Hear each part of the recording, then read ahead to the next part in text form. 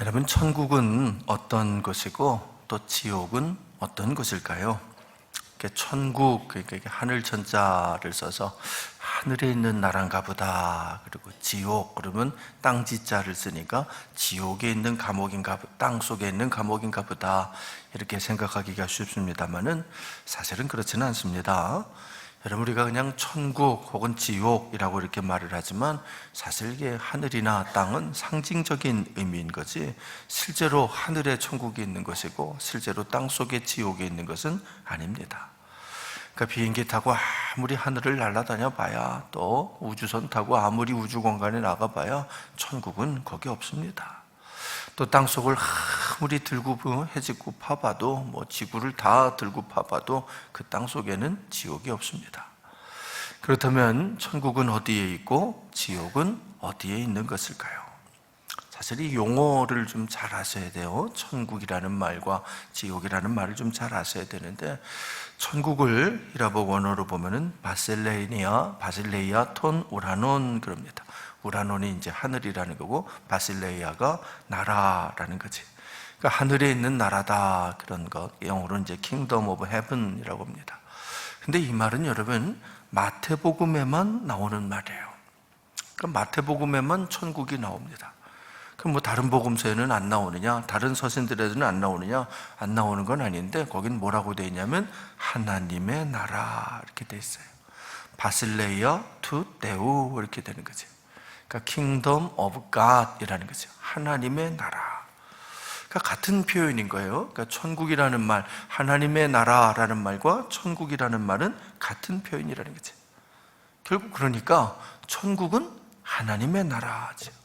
하나님의 나라라는 말은 하나님이 주인이신 나라, 달리 말하면 하나님이 다스리시는 나라, 더 정확하게 말해보면 하나님의 뜻이 이루어지는 나라. 그렇죠?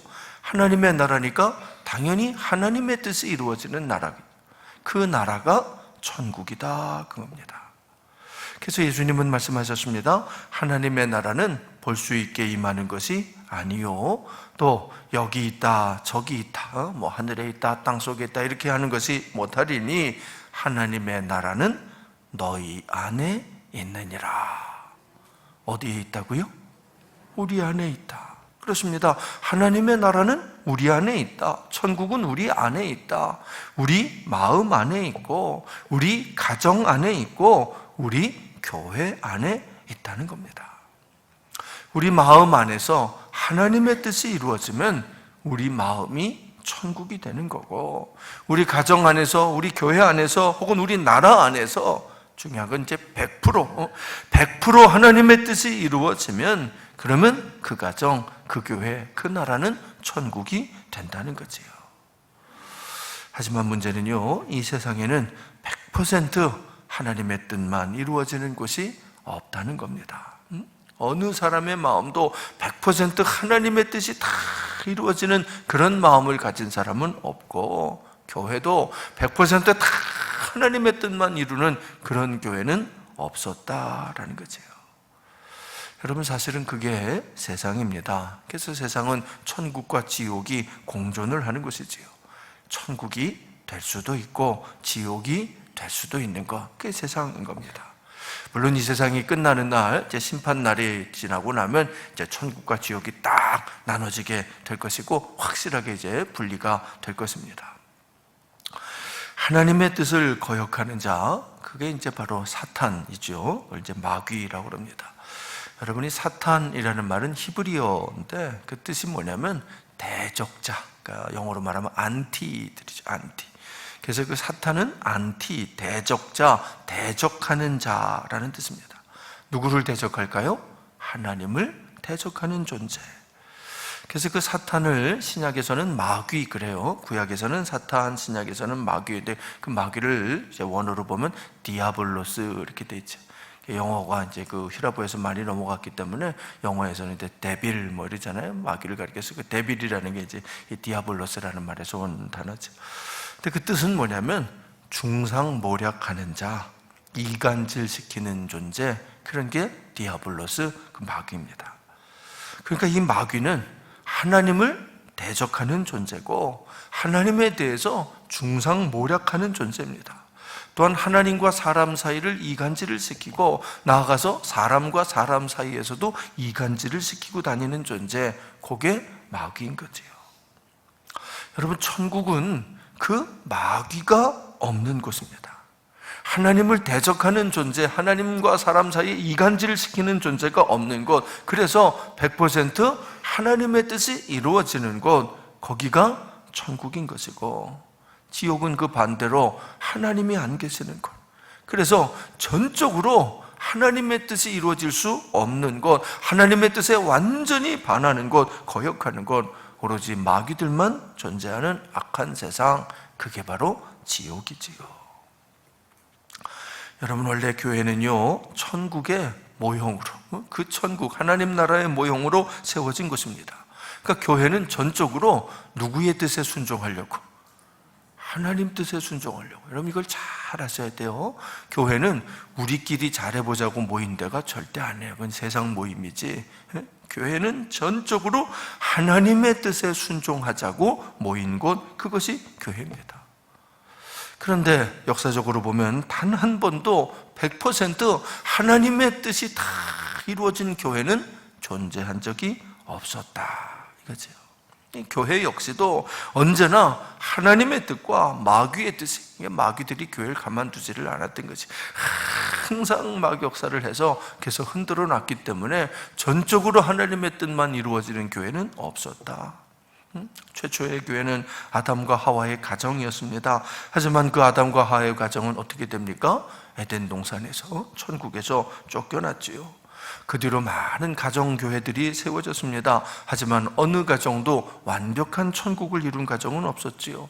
노아의 가정을 보나, 아브라함의 가정을 보나, 야곱의 가정을 보나, 언제나 문제가 있었습니다. 단 한 번도 완벽하게 천국이 이루어진 가정은 없었다는 거지요. 가정교회에 이어서 하나님은 이스라엘이라는 이 민족을 들어서 민족교회를 세워주십니다. 하지만 그 민족 역시도 하나님 앞에 온전히 순종하지는 못했지요. 사실은 그래서 예수님이 오신 겁니다. 여러분, 이스라엘이 온전히 하나님의 뜻에 순종했더라면 아마 예수님은 오시지 않으셨을 것입니다. 하지만 이스라엘이 그러지를 못하니까, 오히려 너무 타락하니까, 도저히 하나님의 뜻을 이룰 수가 없겠으니까 하나님이 예수님을 보내신 거지요. 그래서 그 이스라엘이 아니라 예수님 당신을 통해서, 예수님 당신의 몸을 통해서 하나님의 뜻을 이루려고 오신 것입니다. 여러분, 성경에서 이 교회, 원어로 에클레시아라고 하는데, 이 말이 처음 나오는 것은 마태복음 16장 18절 말씀입니다. 거기 보면 예수님이 가이사랴 빌립보에 계실 때 베드로가 예수님에 대해서 신앙 고백하는 장면이 나오지요. 유명한 말이죠. 주는 그리스도시요 살아계신 하나님의 아들이십니다. 이렇게 고백을 하니까 주님이 너무너무 기뻐하시면서 처음으로 이제 교회라는 말씀을 하십니다. 너는 베드로라, 내가 이 반석 위에 내 교회를 세우리니, 이 반석 위에 내 교회를 세우리니 음부의 권세가 이기지 못하리라. 내가 천국 열쇠를 네게 주리니 네가 땅에서 무엇이든지 매면 하늘에서도 매일 것이요, 내가 땅에서 무엇이든지 풀면 하늘에서도 풀리리라. 여러분, 이곳이 교회입니다. 예수님이 세우신 것. 내가 이 반석 위에 내 교회를 세우리는 게 예수님의 교회인 거죠. 예수님의 몸된 교회이고 온전한 신앙의 고백 위에 세워지는 진정한 교회입니다. 그렇습니다. 교회는 음부의 권세, 이 하데스의 권세. 그 가이사랴 빌립보에 가면 이렇게 하데스라고 불리는 그런 동굴이 있거든요. 이렇게 큼직한 동굴인데 그 권세, 그 지옥의 권세가 이기지 못하는 것입니다. 또한 교회는 천국의 열쇠를 간직한 곳이라고 그랬습니다. 천국의 문은 오직 교회를 통해서만 열린다는 거지요. 뿐만 아니라 교회는 하늘과 땅이 만나는 장소라고 말씀하십니다. 교회에서 매면 하늘에서도 매이고 교회에서 풀면 하늘에서도 풀린다는 거지요. 그래서 교회를 천국의 모형이다 그런 겁니다. 우리 주님의 피값으로 세워진 것이고, 우리 주님은 머리가 되시고 교회는 주님의 그 몸이 되어서 머리 되신 주님의 뜻에 오롯이 순종하는, 우리의 팔다리가 다 머리가 시키는 대로 하는 것처럼 예수님이 머리가 됐으면 우리는 그 지체가 되어서 주님의 뜻에 순종하는 것, 그래서 주님의 몸된 교회다 그러는 거죠. 하지만 안타깝게도 오직 주님의 뜻만이 이루어지는 그런 교회는 역사적으로 단 한 번도 없었다는 겁니다. 사도행전을 통해서 우리가 지금까지 살펴본 것처럼 이 초대교회는, 우리 초대교회 얘기를 계속 배우고 있지요. 120명의 제자들로 시작된 교회입니다. 예수님의 명령에 따라서 예루살렘을 떠나지 않고 마가의 다락방에 모여서 오로지 기도에 힘쓰다가 오순절날 성령 강림을 받아서 뜨거운 불의 여호와 같은 성령이 강림하셔서 그래서 시작된 교회입니다. 그 뜨거운 성령의 강림하심과 동시에 엄청난 부흥이 일어난 참 대단한 교회입니다. 여러분이 초대교회는요, 불과 몇 달 만에 120명에서 수만 명이 모이는 큰 교회로 아주 그냥 급격하게 성장한 교회지요. 아직 건물도 없었습니다. 무슨 체계적인 조직도 없었습니다. 하지만 날마다 부흥하는 놀라운 교회였습니다. 수많은 기사와 이적이 나타나고, 그래서 병자들이 고침을 받고 문제가 해결되고 삶이 변화되는 능력의 교회였습니다. 또한 은혜 받은 성도들이 집을 팔아서 헌금하고 땅을 팔아서 헌금하고 어려운 이웃들을 도우려고 힘써서 노력하는 참 아름다운 교회였습니다. 특히 12사도들이 말씀을 증거하는 교회, 예수님께 직접 배운 12사도들이 하나님의 말씀을, 예수님의 말씀을 아주 생생하게 전해주었던 정말 은혜로운 교회가 초대교회지요. 그래서 모이면 기도하고 흩어지면 전도하는 교회, 그래서 날마다 구원받는 사람들의 수가 더해가는 정말 은혜로운 교회가 예루살렘 초대교회였습니다. 그러나 여러분, 그 뜨거운 성령의 역사하심과 동시에 그러나 마귀들의 공격도 아주 치열하게 있었던 교회, 그게 초대교회입니다. 여러분, 그렇습니다. 마귀 역사는 초대교회에도 있었습니다. 아니, 마귀는 정말 총력을 다해서 예루살렘 초대교회를 공격했습니다. 바깥에서, 외부에서 막 공격해 들어오고 내부에서도 막 문제를 일으키고, 하여튼 수단과 방법을 가리지 않고 교회를 무너뜨리려고 공격을 했지요. 외부의 공격은 유대인들을 통해서 핍박을 가하는 것이었습니다. 우리 지난 시간에 살펴본 대로 그냥 사도들을 잡아다가 옥에 가두고 위협을 하고 무시무시한 채찍질을 가하기도 하고 그렇게 막 위협하고 협박하는 것이지요. 하지만 아무리 그들이 협박하고 위협하고 핍박을 하고 박해를 해도 성령 충만한 사도들은 그들을 두려워하지 않았습니다. 오히려 그러면 그럴수록 더욱 담대하게 복음을 전했지요. 우리 지난 시간에 살펴본 말씀 그대로 읽어보면 사도들은 그 이름을 위하여, 그 이름, 예수님의 이름을 위하여 능력받는 일에 합당한 자로 여기심을 기뻐하면서, 능력받는 일, 무시당하고 매맞는 그 일에 내가 선택됐다는 것을 오히려 기쁘게 생각하면서 성전에 있든지 집에 있든지 날마다 예수는 그리스도라고 가르치고 전도하기를 그치지 않았다 그랬습니다. 하여튼 아무리 핍박이 와도 말씀 전하는 일을 멈추지 않았다는 거죠. 자, 그랬더니 마귀는요, 외부에서 공격하는 것으로는 이제 안 되니까, 실패하니까 내부에서 이제 문제를 만들어냅니다. 가장 대표적인 게 아나니아와 삽비라 그 부부를 통한 문제가 일어나는 거죠. 여러분, 성도들 중에서 가장 불쌍하고 가장 안타까운 사람들이 바로 이 아나니아와 삽비라 이런 사람들입니다. 성도라는 이름은 가지고 있지만 마귀에게 이용당하는 사람들이지요. 여러분, 마귀가 교회 밖에 있는 사람들만 이용하는 것이 아니라 교회 밖에서는 유대인들을 통해서 사도들을 핍박해 들어오지만 교회 안에서는 이런 자기 사람들, 마귀 사람들이 있어요.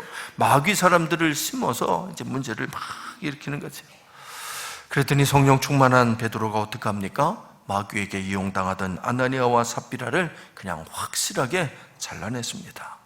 사탄이 이미 그 마음에 가득하여 더 이상은 하나님의 사람이 아니라 마귀의 종노릇을 하는 사람들이 되었기 때문이지요. 여러분, 지금도 마귀는 똑같은 방법으로 교회를 공격합니다. 외부 세력들을 통해서 막 핍박하기도 하고 내부에다 자신의 사람들을 막 심어놓기도 합니다.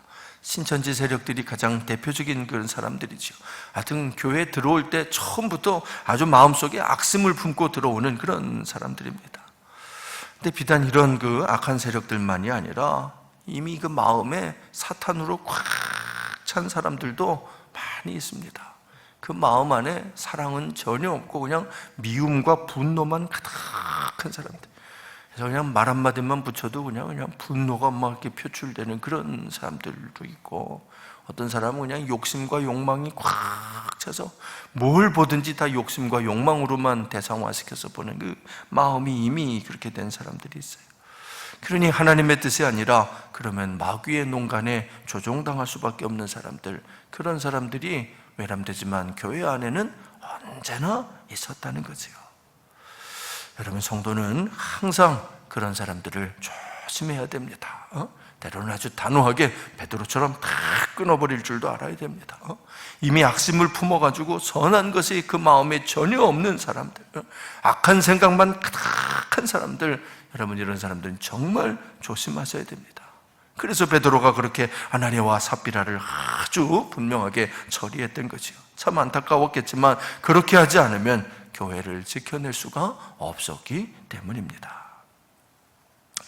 이렇게 외부적으로도 또 내부적으로도 다 해봐도 이게 실패를 하니까 이 사탄이 이번에는 다른 방법을 사용하기 시작합니다.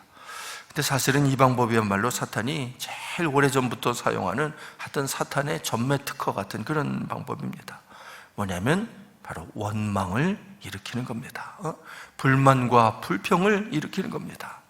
여러분, 이른바 섭섭마귀가 역사하는 거지요. 한번 따라해 봅시다. 섭섭마귀. 섭섭마귀는 뭐하게 하는 마귀인 것 같아요? 이름이 섭섭마귀인데 뭐하게 하는지 모르시겠어요? 섭섭하게 만드는 마귀. 그게 섭섭마귀. 근데 여러분, 사실은요, 교회 안에서 제일 많이 역사하는 게 이 섭섭마귀예요. 성도의 마음에 섭섭한 마음이 들게 만드는 겁니다. 섭섭한 생각에 사로잡히게 만드는 거지요.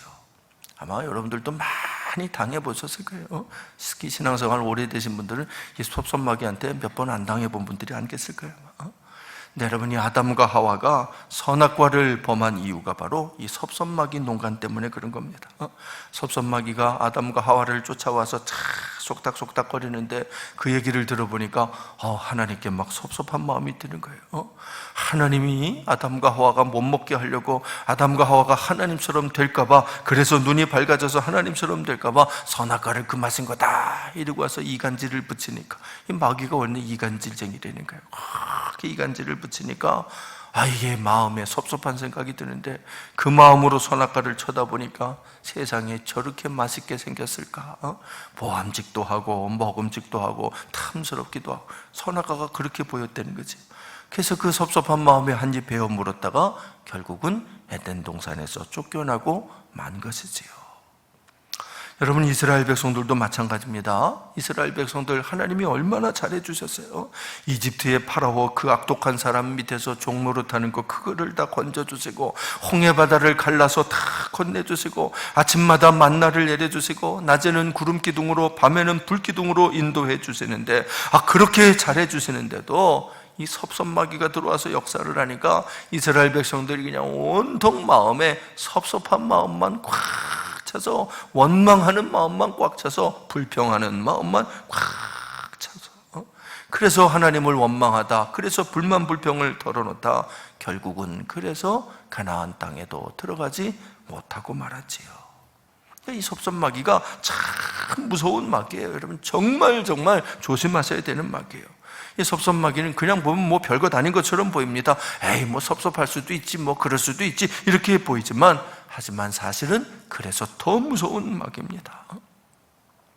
외부에서 막 이렇게 핍박하는 마귀는요, 워낙 무섭게 역사를 하니까 그니 저 마귀구나 금방 알아봅니다. 또 악심을 품고 있는 마귀들은 그건 뭐 너무 악하게 구니까 조금만 쳐다봐도 저건 마귀 역사야 하고 금방 알아볼 수 있습니다.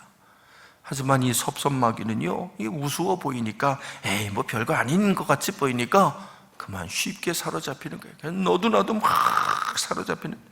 안 됩니다. 이 섭섭마귀야말로 가장 무서운 마귀입니다. 에덴 동산에서 쫓겨나게 만든 마귀가 이 섭섭마귀입니다. 가나안의 목전에서 가나안에 들어가지 못하게 만든 마귀, 이게 바로 이 섭섭마귀인 거죠.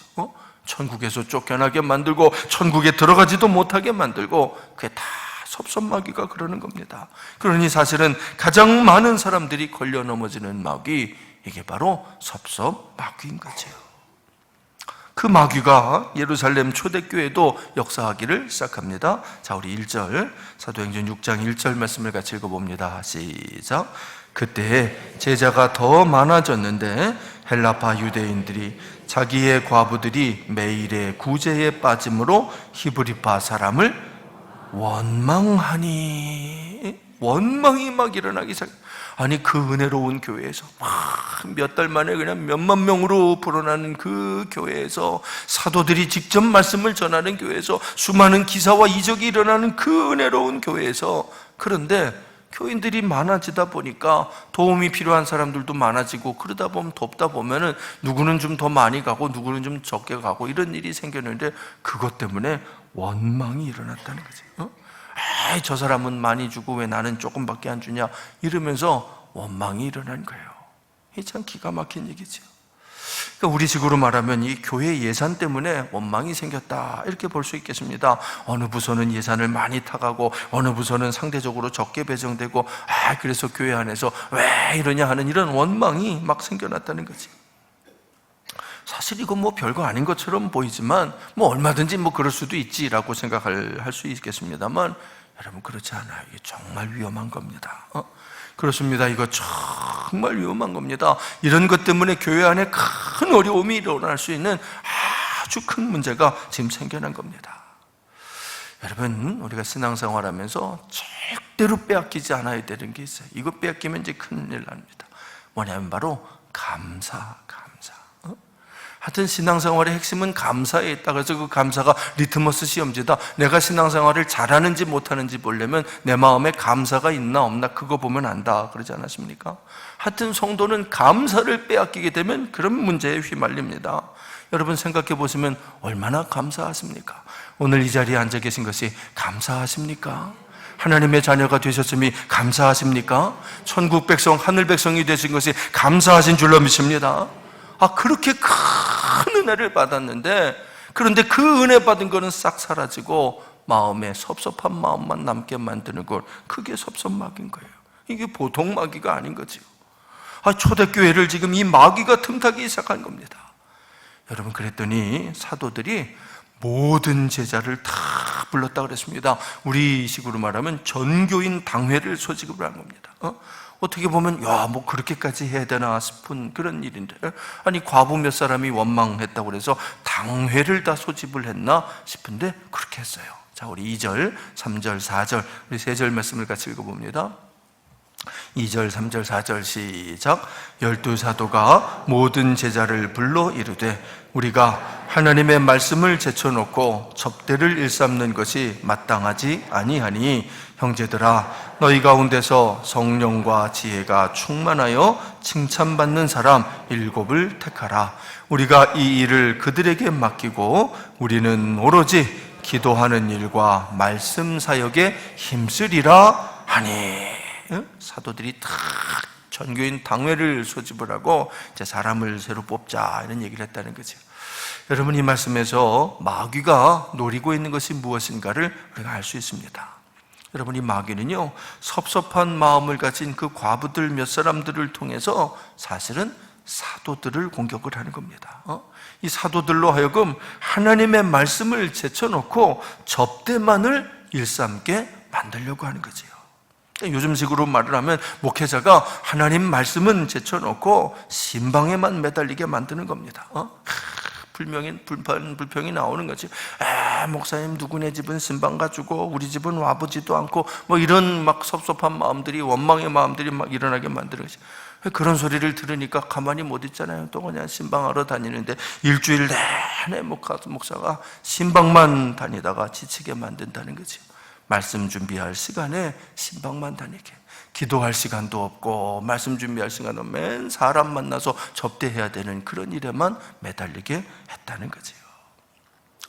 그랬더니 12사도가 이제 당회를 소집을 한 겁니다. 그럼 그 당회에서 신방을 전담해줄 교역자를 뽑읍시다, 이렇게 됐다는 거죠.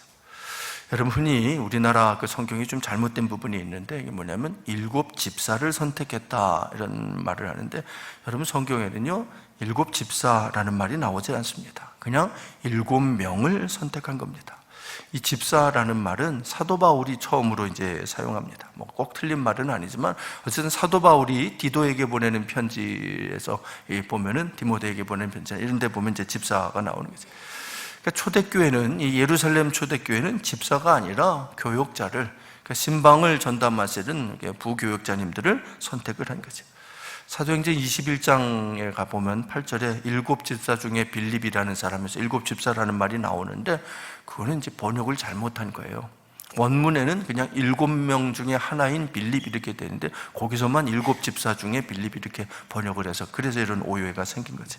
근데 뭐 사실 그게 큰 중요한 얘기는 아니고요. 어쨌든 7 집사가 아니라 7명의 지도자를 선택한 거지요. 12사도를 도와서 목회 사역을 도와줄 부교역자님들을 이제 선정을 한 겁니다. 자, 그런데 그 기준이 뭐냐면, 어떤 분들을 그 사역에 임명했냐면 성령과 지혜가 충만하여 칭찬받는 사람이라고 그랬습니다. 여러분, 칭찬받는 사람이라는 말은 인정받는 사람이라는 뜻입니다. 그러니까 이거는 성령과 지혜가 충만한 사람으로 사람들에게 인정받는 사람 7명, 그런 뜻입니다. 그러니까 사람들이 그 교회 안에 수만 명이 모여있는 교회지만 볼 때, 저분은 성령과 지혜가 충만한 분이야 라고 인정받는 사람 7명을 뽑아달라 그랬다는 거죠. 왜 그랬을까요? 이게 참 중요한 거예요. 많은 조건들이 있었을 텐데, 거기 보면 뭐 돈 많은 사람도 있었겠고, 헌금 많이 한 사람도 있었겠고, 뭐 한 자리 하고 세상에서 큰 소리 치는 사람도 있었겠고, 많이 있었는데, 그런 사람들 말고 성령과 지혜가 충만하여 칭찬받는 사람 7명 그랬습니다. 왜냐하면 성령과 지혜가 충만해요. 이건 이제 하나님 주시는 지혜죠. 그래서 성령 충만과 지혜 충만은 같이 가는 것인데, 그래야만 하나님의 뜻을 알 수가 있기 때문에 그래요. 이 교회의 특수성이에요, 여러분. 교회는 누구의 뜻을 아는 곳이 되어야 되겠어요? 하나님의 뜻을 알아야 돼요. 교회는 천국의 모형으로 하나님이 직접 세우신 곳입니다. 그러니까 그 교회를 위해서 일하는 일꾼은 가장 중요한 게 하나님의 뜻을 아는 겁니다. 사람들의 뜻이 아니라, 사람들이 원하는 것이 무엇인가 이런 걸 아는 것이 아니라, 하나님이 원하시는 것이 무엇인가, 하나님의 뜻을 아는 사람이 되어야 된다는 거죠. 그래서 그 기준으로 7명을 뽑았는데, 성경은 그 7명을 믿음과 성령이 충만한 사람 그랬습니다. 그러니까 성령과 지혜가 충만하여 칭찬받은 사람은 믿음과 성령이 충만한 사람이구나 라고 하는 것을 알 수 있죠. 여러분, 믿음은 물론 말씀을 믿는 것이 믿음 아닙니까? 말씀이 물론 하나님의 뜻이지요. 그러니까 교회의 일꾼은 믿음과 성령이 충만한 사람, 다시 말하면 하나님의 뜻을 잘 아는 사람, 그들이 세워져야만 진정한 교회가 될 수 있다는 거지요. 교회는 천국의 모형입니다. 여러분, 하지만 교회가 정말 천국 같은 천국이 되려면 하나님의 뜻이 이루어지는 하나님의 나라가 되어야만 합니다. 교회는요, 이 한 가지가 가장 중요한 겁니다. 하나님의 뜻, 사람들의 뜻이 아니라 오직 하나님이 원하시는 하나님의 뜻, 그 하나님의 뜻이 이루어지는 공동체가 돼야만, 그래야만 천국의 모형이 될 수 있습니다. 그래야만 천국의 기쁨을 맛보는 교회가 될 수 있는 거지요. 마귀는 언제나 그 점을 공격합니다. 하나님의 뜻이 아니라 사람의 뜻이 이루어지게 만들려고 하는 거지요. 막 그냥 핍박을 가해서 강제로 굴복을 시키든지, 내 말 들어, 안 그러면 가만 안 둬 하든지, 악심을 품은 사람들을 심어서 아주 그들이 교회를 장악하게 만들든지, 그것이 여의치 않으면 불만과 불평을 막 일으켜서 분열이 일어나게 만들든지. 하나님의 일꾼은, 하나님이 기뻐하시는 사람은 그런 마귀의 공격에서 교회를 지켜내는 사람입니다. 핍박은 견뎌내고, 악심을 품은 자들은 가려내고, 원망은 해결하고. 그런데 그 모든 일은 오직 성령이 충만해야만, 성령님으로 충만해야만 감당할 수가 있다는 거지요. 그래야만 하나님의 뜻을 알고 하나님의 뜻대로 해야만 온전한 치리가 이루어질 수 있기 때문이지요. 여러분 꼭 명심하십시오. 교회의 일꾼은 오직 믿음과 성령이 충만한 사람이 돼야 됩니다. 돈 많은 사람 아니고, 많이 배운 사람 아니고, 무슨 능력 있는 사람도 아니고, 오직 성령과 지혜가 충만하여 하나님의 뜻을 온전히 아는 사람, 그래서 하나님께 순종하는 사람. 우리 교문교회는 그런 분들이 일꾼으로 세워지는 교회가 되기를 축원드립니다. 그래야 우리 교회가 천국이 될 수 있습니다. 모쪼록 우리 교문교회는 믿음과 성령이 충만한 교회, 그래서 천국의 기쁨이 넘쳐나는 정말 좋은 교회가 꼭 되어지기를 주의 이름으로 축원드립니다. 우리 함께 기도하겠습니다.